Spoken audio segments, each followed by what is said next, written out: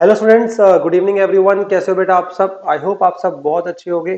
चलिए जी, CA foundation Jain 25 आप सबका रिजल्ट आ चुका है। ठीक है। आपको एज यूजुअल पता था कि सीए इंस्टीट्यूट का जो रिजल्ट है अप्रॉक्सीमेटली 20% के आसपास आया है। ठीक है, और रिजल्ट अप्रॉक्सीमेटली इसके आसपास ही आता है।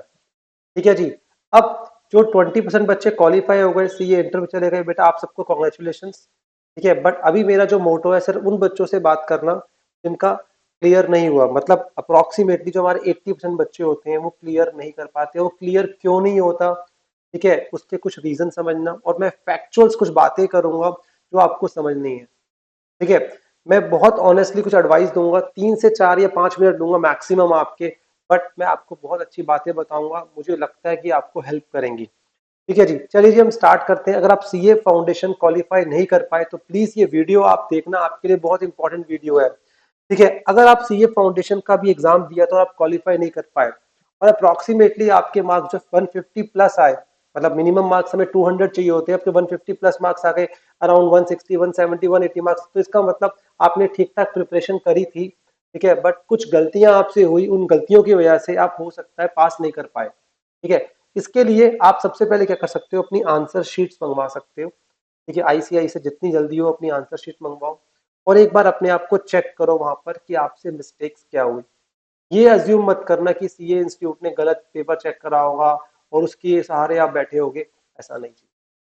ठीक है, आपके पास सिर्फ 60 डेज है। 60 डेज में आपने आपको प्रिपेयर करके फिर दोबारा एग्जाम देना है। ठीक है, पहला काम तो आपने ये करना है। उसके बाद दूसरा काम जो आपने करना है वो सेल्फ रिवीजन करनी है। सेल्फ रिवीजन का मतलब देखो, समझो ये चीज, मैंने वर्ड लिखा सेल्फ रिवीजन। आप रिवीजन का मतलब समझते हो कि मैं यूट्यूब की वीडियो ऑन कर लूंगा, एक वन शॉट ऑन कर लूंगा, मेरी रिवीजन हो गई।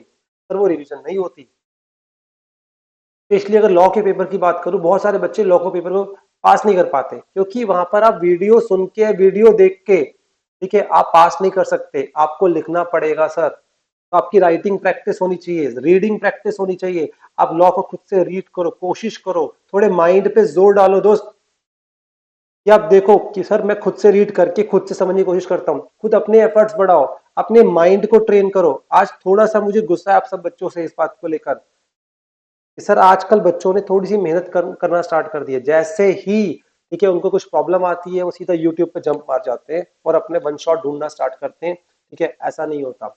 ठीक है, आपको बहुत दिक्कत आ रही है, आप देख सकते हो जाके, मैं मना नहीं कर रहा हूँ, मैं उसके अगेंस्ट नहीं हूँ। मैं खुद वीडियो चलवाता हूँ, सब कुछ करता हूँ। बट उसके बावजूद भी मैं आपको यहाँ पे अगर एज अ बड़ा भाई कुछ गाइड करना चाहूंगा तो यही बोलूंगा मैं आपको कि सेल्फ रीडिंग, सेल्फ राइटिंग की प्रैक्टिस होनी चाहिए। तो सेल्फ रिविजन का मतलब दोस्त ये होता है। एंड अपार्ट फ्रॉम दैट मैंने आपको बोला राइटिंग प्रैक्टिस। अब आपको आने वाले दिनों को मैनेज कैसे करना है, ठीक है, उसके लिए मैं अलग से वीडियो बनाऊंगा, बट इस वीडियो में मेरा पर्पज सिर्फ ये था बताना के लिए।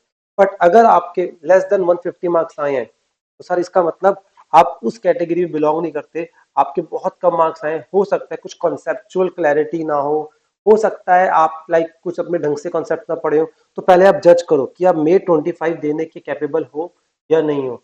अगर आप जबरदस्ती, आपकी फैमिली ने बोला या किसी और ने बोला मे 25 का एग्जाम है, या आपको लालच आ रही है कि भाई एग्जाम तो दे ही देता हूं, तो पता है क्या होने वाला है? सुन लो मेरी बात। आप होने ये वाला है आपके साथ कि मे 25 का आप एग्जाम दोगे, फिर आराम से बैठ के आप वेट करोगे, आपको पता है एज यूजुअल। ठीक है, अब वेटिंग पीरियड के बाद जैसे रिजल्ट आएगा फिर टाइम बीत जाएगा और आप डिस्कनेक्ट हो जाते हो।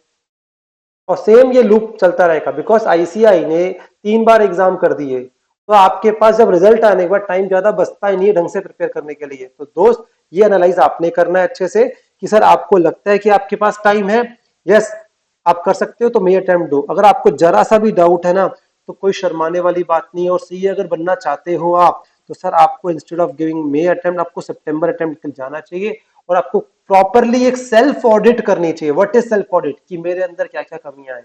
आप दूसरों के अंदर कमियां मत ढूंढो, आप अपने अंदर देखो क्या क्या प्रॉब्लम्स है। अगर इतने कम मार्क्स आए थे तो हो सकता है मेरे वर्ड्स आपको हार्श लग रहे हो, मैं आपको ठीक नहीं लग रहा हूं, बट मैं आपको सच बोल रहा हूं। तो मुझे कोई फर्क नहीं पड़ता आपको समझ आ रही है मेरी बात नहीं आ रही, बट मुझे फर्क ये पड़ता है मैं सच बोलूं, सच बताऊं आपको कि क्या चाहिए आपको पास होने के लिए। और स्पेशली अगर कॉन्टिन्यूसली 2-3 अटेम्प्ट हो चुके हैं आपके और पास नहीं कर पा रहे हो तो सर बहुत इंपॉर्टेंट है आप देखो, ठीक है, कि आपको कैसे वर्कआउट करना है। ठीक है, तो यहाँ पे मैं आपको रिकमेंड करूंगा एज यूजुअल आंसर शीट मंगा के आपको चेक करना है कि क्या प्रॉब्लम्स थी। ठीक है, ढंग से देखो और हो सके तो प्रॉपरली एक कोचिंग लो। अब यहाँ पे कोचिंग की बात क्या आ गई, मैं फिर अगेन बोलूंगा, ठीक है, अगर आपको लगता है आपका सेल्फ कंट्रोल बहुत हाई है, आप डेडिकेटेड पर्सन, तो आप ऑनलाइन भी कर सकते हो, मुझे कोई प्रॉब्लम नहीं है, आप ऑनलाइन करो ऑफलाइन करो। बट आपको लगता है आपका कंट्रोल नहीं है, एक रूम में बैठकर आप बोर हो जाओगे, ठीक है, आपको थोड़ा बाहर जाके ढंग से वर्कआउट करना है, तो मैं बहुत अच्छे से एडवाइस करूंगा कि आपको कोचिंग लेनी चाहिए। कोशिश करो कोचिंग करते वक्त अगर आप जाते हो किसी सेंटर के अंदर, तो ट्रैवलिंग टाइम थोड़ा सा कम होगा तो आपके लिए बेटर है, क्योंकि आप फिर थकोगे कब और आप अच्छे से फोकस कर पाओगे स्टडीज के अंदर।